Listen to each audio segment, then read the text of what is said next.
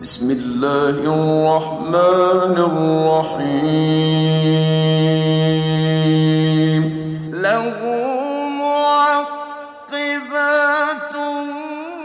من بين يديه ومن خلفه يحفظونه من أمر الله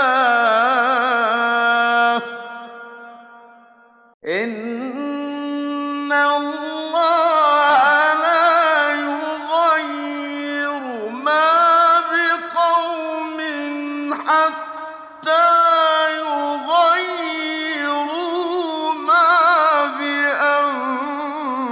بأنفسهم وإذا أراد الله بقوم سوءا فلا مرد له وما لهم من دونه من وال. صدق الله العلي. عرض تسلیت ایام حزن و اندوه آل الله، ایام سوگواری، شهادت سید و سالار شهیدان حضرت ابا عبدالله الحسین علیه السلام و اصحاب با وفای ایشان، ایام دهه محرم. خدا را شاکریم که عمری دوباره داد، محرم دیگری، عاشورا و دهه محرم دیگری را بتوانیم از عمر خودمون درک بکنیم و در خدمت ذکر اهل بیت علیهم السلام، مجالس اهل بیت علیهم السلام باشیم و انشاءالله مصداقی از یحیون امرنا باشیم. مجالس ابی عبدالله الحسین علیه السلام مجالس وعظ و ارشاد، مجالس احیای دین است.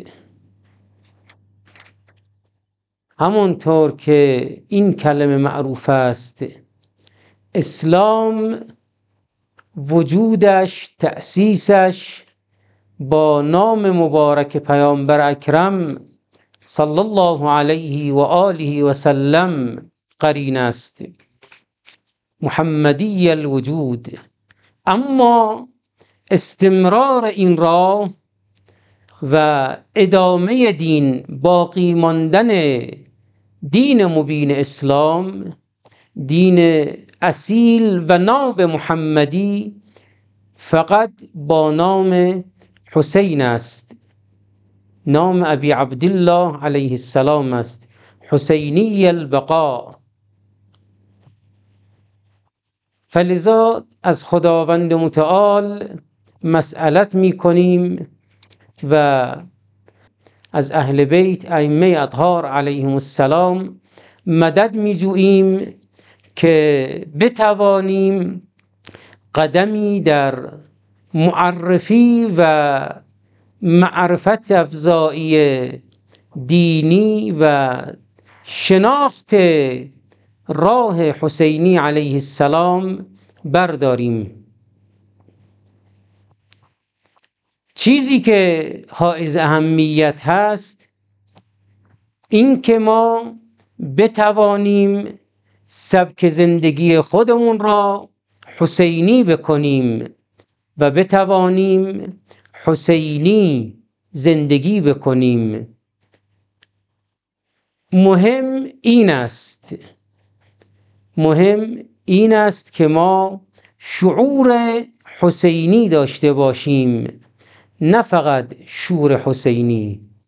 هر دو لازم است، اما اولی که ما بتوانیم خودمون را همرنگ هم بو و هم عطر و هم سمت و سوی راه کربلا، راه سید و سالار شهدا قرار بدهیم و در همان جهت ما مسیر خودمون را ادامه بدهیم که بتوانیم با افتخار بگوییم یا لیتنا کنا معک فنفوز فوزا عظیما. هرچند که این حدیث است، کلام اهل بیت علیهم السلام است که ما طلب بکنیم ای کاش حسین جان با تو می بودیم و این پیروزی مطلق است با حسین بودن. در واقع در این عالم دو سبک زندگی ما بیشتر نداریم، یک سبک زندگی حسینی علوی اهل بیتی، سبک زندگی الهی، و در مقابل سبک زندگی غیر حسینی، غیر علوی، غیر الهی که سبک زندگی شیطانی، سبک زندگی بنی امیه باشد که کاملا در مقابل خط اصیل ناب محمدی قرار دارد. اللهم صل علی محمد و آل محمد و عجل فرجه.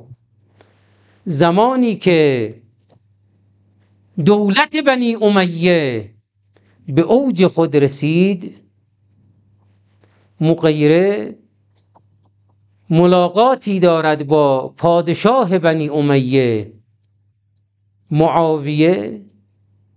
این همه ظلم، این همه جور بر بنی هاشم، بر محبین آقا امیر المؤمنین علی بن ابی طالب علیه السلام روا داشتند. مغیره به معاویه میگوید بس نیست این همه ظلم در حق شیعیان علی علیه السلام؟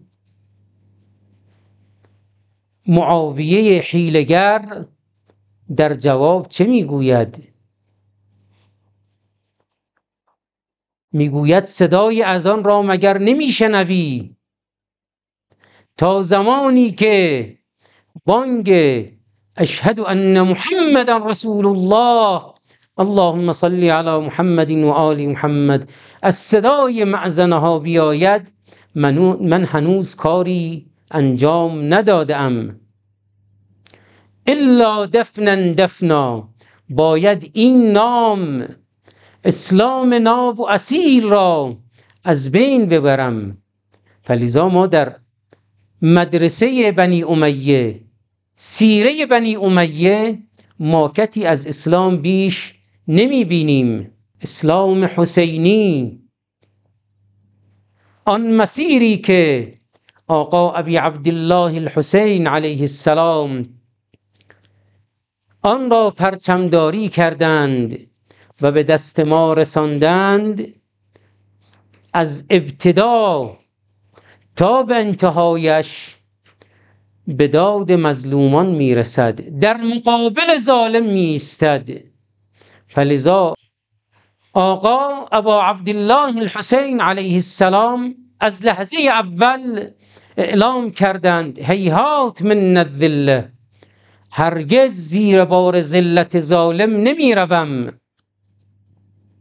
و در مقابل ظالم زمان یزید ایستادند.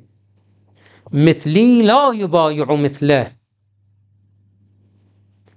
ما بایستی این سبک زندگی حسینی را یاد بگیریم، بشناسیم، نسبت به مسیر کربلا معرفت داشته باشیم تا شعور حسینی داشته باشیم. نه شور حسینی.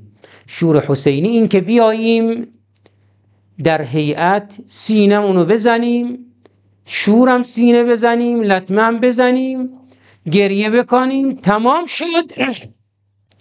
اما مظلوم فریاد بزند و خبری از نصرت مظلوم نباشد، در کنار ظالم ما هم در کنار ظالم نباشیم، تماشاگر وایسیم. این سبک زندگی حسینی نیست. در سبک زندگی حسینی همانطور که در آیه ابتدایی عرض کردم خدمتون، ان الله لا یغیر ما بقوم حتی یغیر ما بانفسهم، قرار نیست معجزه‌ای رخ بدهد، خداوند متعال بر ما رحمتی نازل بکند، معجزه‌ای نازل بکند، شب بخوابیم صبح بیدار بشویم همه مؤمن و همه پیرو خط ابا عبدالله علیه السلام باشیم.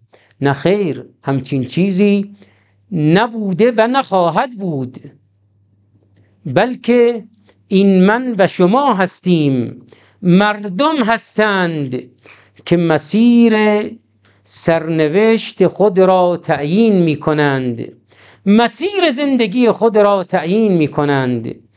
ما باید خودمان بخواهیم، خودمان باید رد پای اهل بیت علیهم السلام پایمون را قرار بدهیم که بتوانیم خودمون را در این مسیر قرار بدهیم، که بتوانیم سبک زندگی اسلامی داشته باشیم.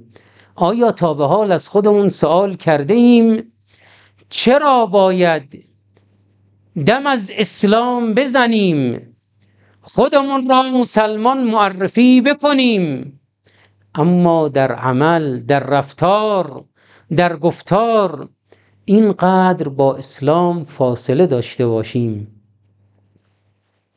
برای اینکه تا به الان ما فقط دم و شعار از سبک زندگی اسلامی زدیم، ما فقط شعار لبیک یا حسین سر دادیم، اما در عمل، در رفتار، در گفتار متاسفانه دنبال دنیا رفتیم، دنبال مال دنیا رفتیم.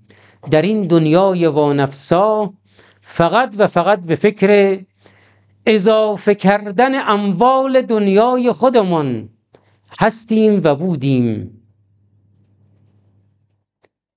و ما در واقع قدممون را جای رد پای معاویه و یزید نعوذ بالله قرار می دهیم.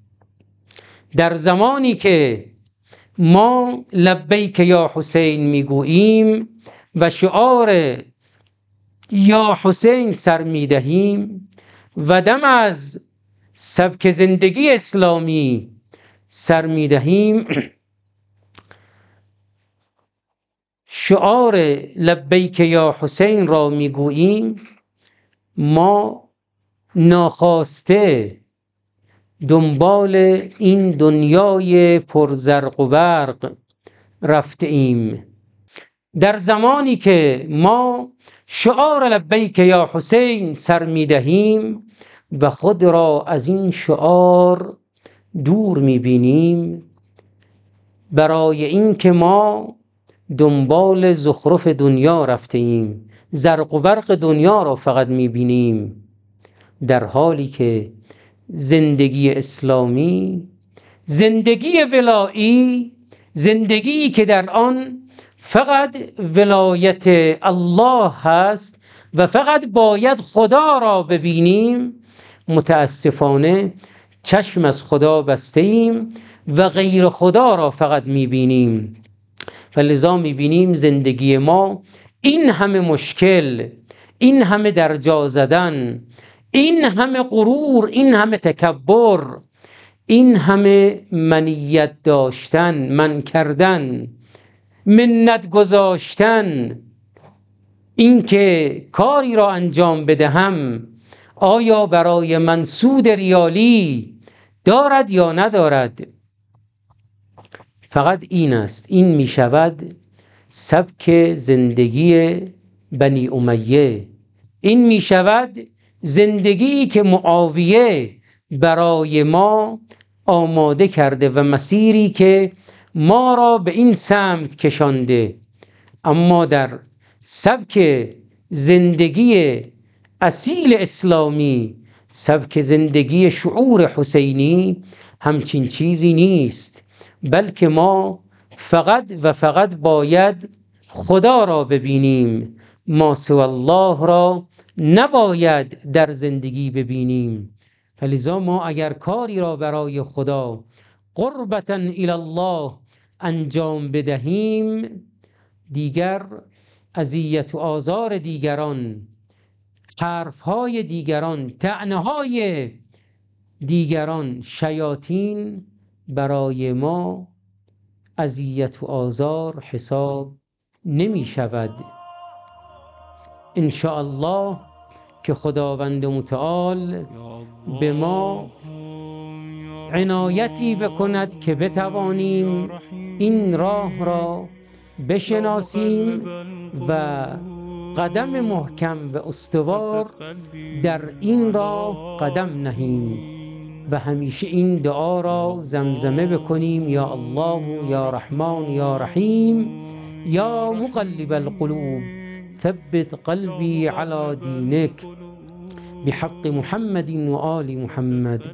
انشاءالله بتوانیم این راه را بشناسیم تا در مسیر ظهور حجت ابن الحسن عجل الله تعالی فرجه الشریف قدمی برداشته باشیم و ما هم جزء یاران و یاوران و منتظران حقیقی، جزء منتظران حقیقی حضرت باشیم انشاءالله.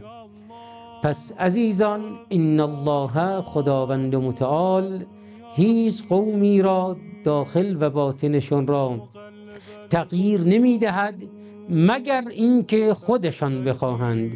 تا ما نخواهیم، تا ما حسینی نشویم، امکان ندارد جامعه حسینی داشته باشیم. انشاءالله در شبهای آینده بتوانیم این مسیر را ادامه بدهیم و با هم انشاءالله سبک زندگی حسینی را بهتر بشناسیم به برکت صلوات بر محمد و آل محمد.